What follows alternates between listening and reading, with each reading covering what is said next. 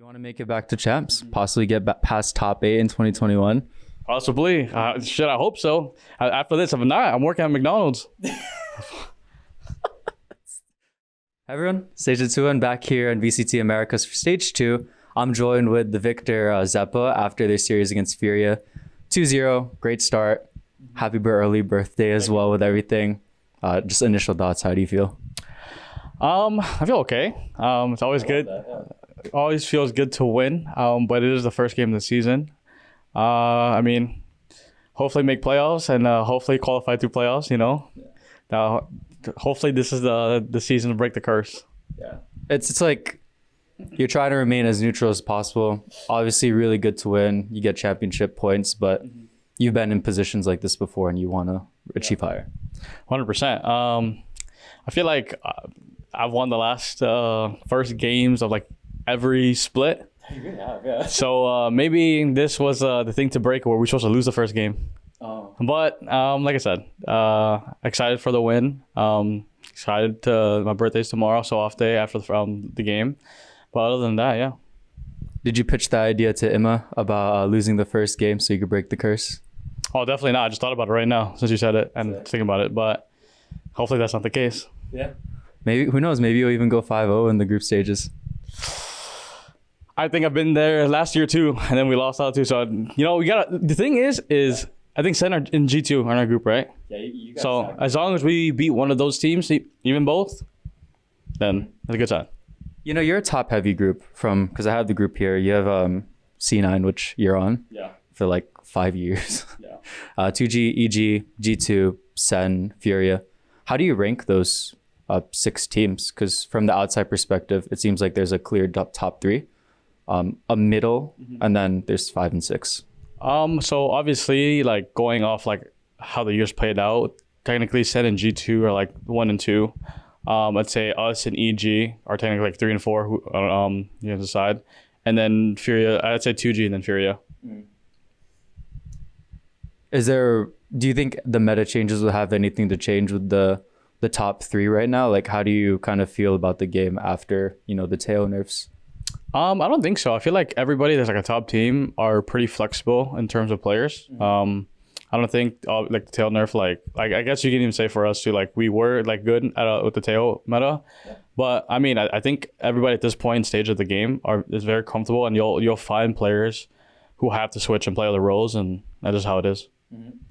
So talk to me about the off season period for you, because I think it's been about 2. Well, there's the EWC qualifiers and stuff, but like 2 months away from like the whole VCT circuit, everything.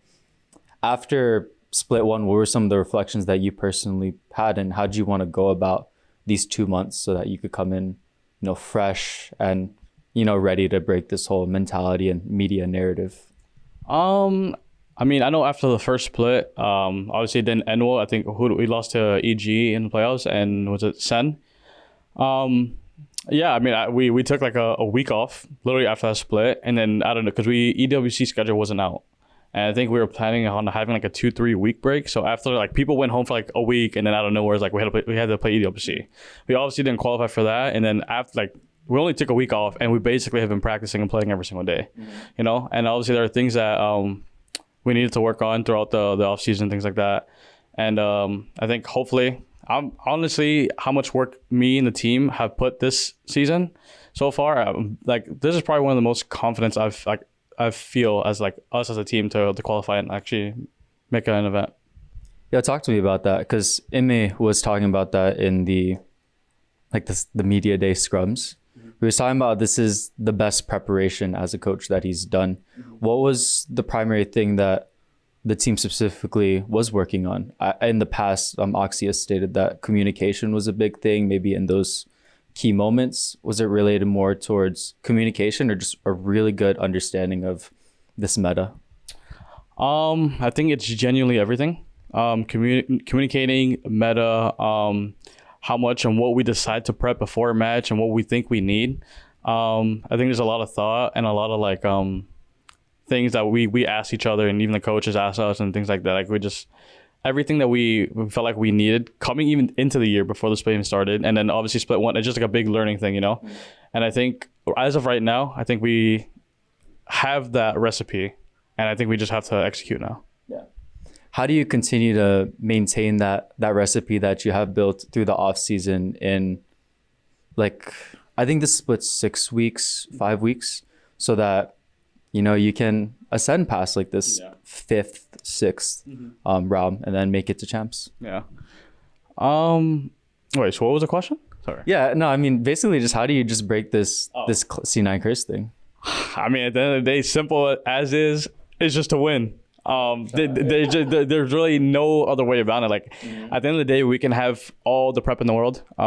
We can have everything round by round on like what the other team's gonna do, and we just have to execute. And at the end of the day, all the prep and all the matches we played leading up to it and the experience, hopefully, you know, it works out in the end, and that's about it.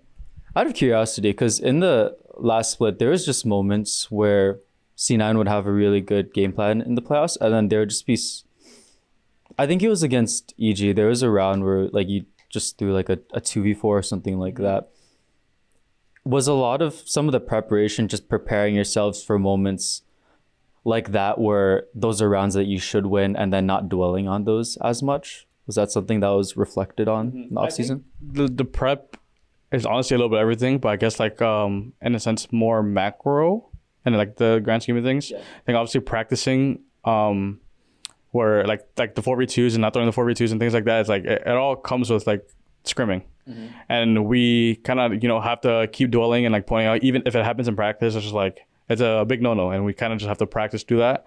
And obviously like us as players, we do know like when we throw around, it was like, wow, like that was actually like really dumb or really bad.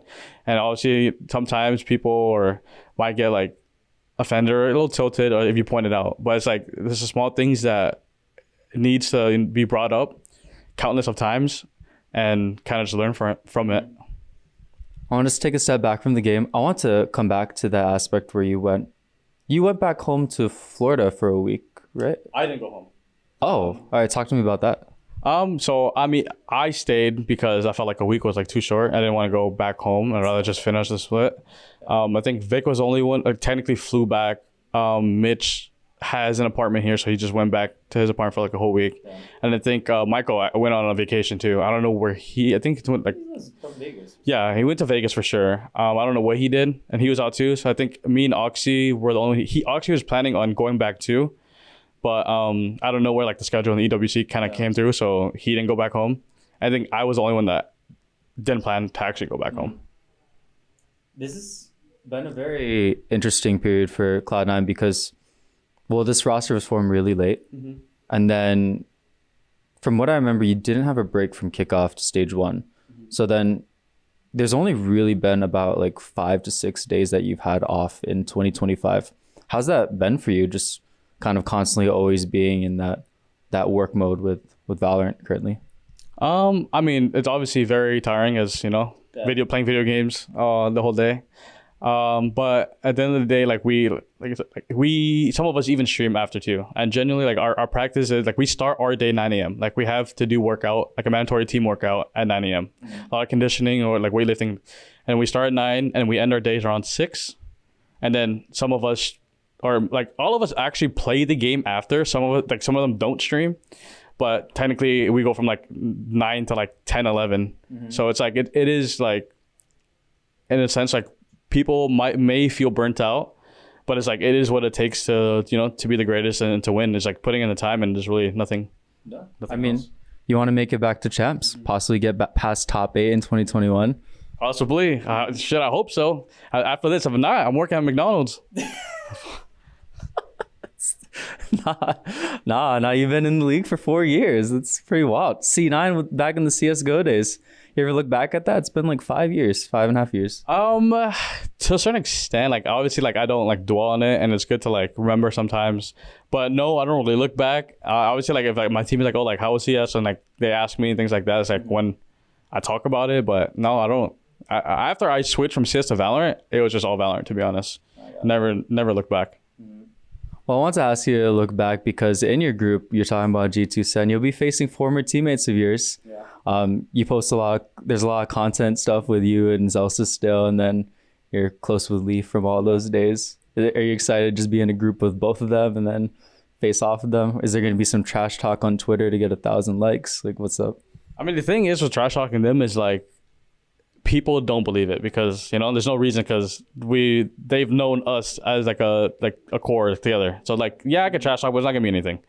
But I mean, it is like they do have like the number on me where I think that they obviously beat me more than I've beaten them. So it is good that we get to finally play them in season. And I think it's also really good too that them in our group, as long as we make playoffs, like we'll have like a rep to play them before the playoffs, and if we lose, we lose. If we win, we win. Good for us, And I think we, hopefully break that mentality that these are the top teams, and we get so close, but we just need to beat them to break that. When you play them on stage, are you going to do that Kendrick meme, the one where you're walking back? It wasn't my idea. Depends on what Conte has me do, and I'll do anything. I love that. Thanks, Xeppaa. Appreciate your time. Thank you so much. Yeah, of course.